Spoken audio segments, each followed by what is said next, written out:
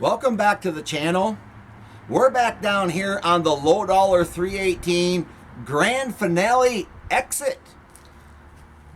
Short for the low dollar 318 is gonna finally get a chance to dance before we yank it out for another engine.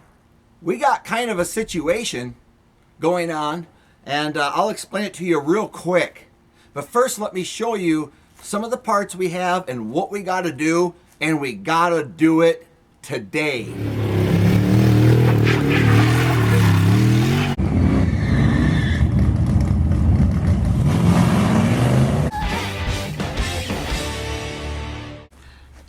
First of all, we bought the Doug Headers D453-B, which basically says they're painted with a high temp paint from the factory, not ceramic coated.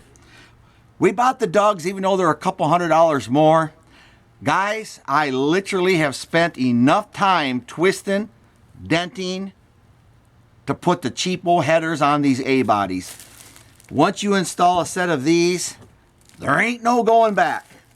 So here they are, brand new.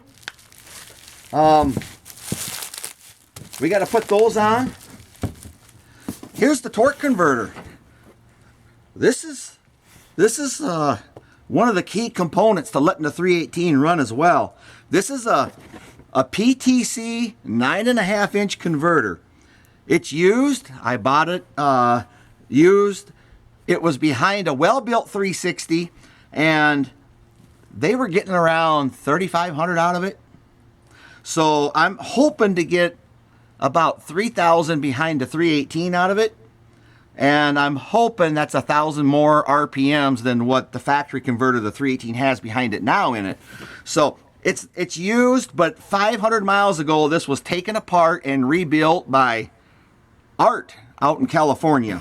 So we're hoping that we got a good quality converter that's going to flash about 1,000 RPMs more behind the 318 than the factory stock one that's there. That's going to be huge. Now for the situation. I'm not sandbagging on you guys. Today is December 8th.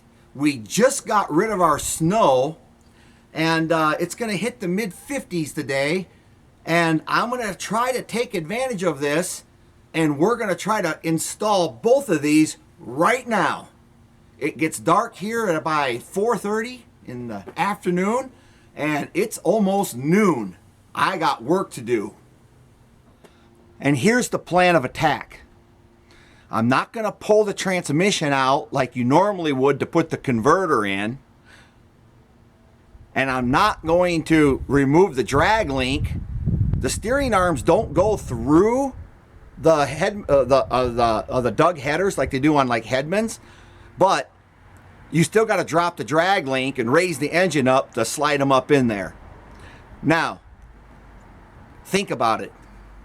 If I'm already got to loosen the motor mounts, and I'm already going to loosen the bell housing bolts, and I'm already going to loosen the torque converter bolts, and I'm already going to remove the exhaust manifolds, the fastest way for me to do this is literally pick the engine up out of there. It'll put most of my work on top. I won't have to take off the drive shaft. I won't have to take off the shift linkage, speedometer cable, cross member. I won't have to take apart the steering link, the center link. So all I really got to do is just, if I remove the distributor and the radiator fan, basically if I remove about 9 or 10 bolts, because this car does not have air conditioning, it doesn't have power steering, it doesn't have nothing like that. So on this car, not every car, this is car specific. On this car, I believe the fastest way for me to do this means the motor mounts and the bell housing bolts and torque converter bolts are already going to be loose. Why not lift it up, set the headers in, kind of tie them up out of the way, jump inside there where the motor is, pull out the old converter, slip in the new, set her back together. That's the plan I'm going to do anyways.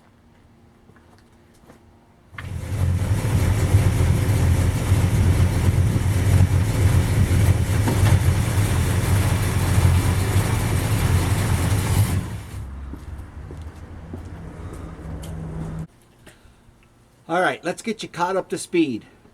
I didn't show you every nut and bolt that I was loosening just because I'm up against the clock. Like I said, our daylights are short. Our nice weather is even shorter. So anyways, bell housing bolts, torque converter bolts, motor mounts, radiator. That's basically it. Left the alternator on, fuel pump on, left everything else basically on. Even the distributor, I just removed the cap. So now I'm going to finish pulling this out of there. It took me about an hour and 20 minutes to get it ready to pull. I used to do my dart in about 45 minutes, but it didn't have a heater core, heater hoses, and I didn't put the 2 hardest bell housing bolts in. That's right, I left them out. 10 years, chew me out if you want, never had a problem. Anyways, in about an hour and 20 minutes, it was ready to pull, and took a lunch break. I'm gonna eat. I'm past the age of not eating just to get it done. We're gonna eat. And yeah, so now we're just gonna slide it on out, and I'll show you what we got going on as soon as I get the rest of the way out. There's the low dollar 318, and there's the Schumacher mounts, because this was a slant 6 car. So anyways, I have a jack stand supporting the transmission. Also, you can pull the motor without loosening up your starter if you're just swapping. If you're just swapping engines, you don't have to take off your starter. Just loosen the flex plate. So now I just gotta remove these, take off the starter so I can swap the torque converter, and she should be ready to go back together. If you're wondering about the weight difference between the 9.5 inch and the factory torque converter, I'm not going to weigh them because I think this has got a lot more fluid in there, and I could try to get them out, but there's really no way for me to get the equal amount of transmission fluid in each of these. So I can just tell you that this one's lighter. I don't know by how much. See that little sticker? That says factory high stall. So I was probably getting 2,000 to 2,100 with this one. So everyone talks about trying to get the 904 727 torque flight seated in there. You turn it, push it, turn it, and try to get that second notch. You should have, to make it simple, if you go off the ring gear, you should have over 1.25 inches between the ring gear and the edge of the bell housing. Yeah, you'll put it in there, you'll click it, pull it back just 1/8 of an inch, turn it, and it'll slide in the second time. But you end up with over 1.25 inches between your ring gear teeth and the edge of the bell housing. The stall is installed. Well, as you can see, the motor's not in. I ran into a hiccup. There was something I thought I had. I didn't give it a thought. I looked everywhere. Finds out I don't. It's about 3:30. I want to show you something. Come on in. I thought I had the bigger flex plate bolt. This is not a flex plate bolt. This is a different one, but look. This is the size I need.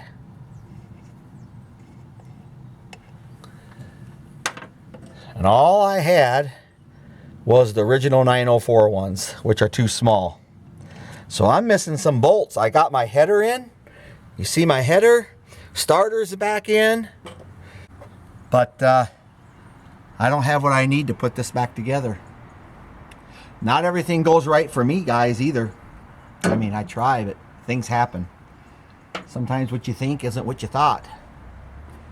On this note, I guess I gotta round up the right size flex plate bolts, and hopefully the good Lord holds off on snow and sleet until I get them.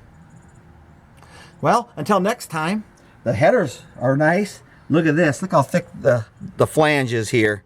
These are a heavy duty header. I love them on the A bodies. Got all kinds of room around your starter.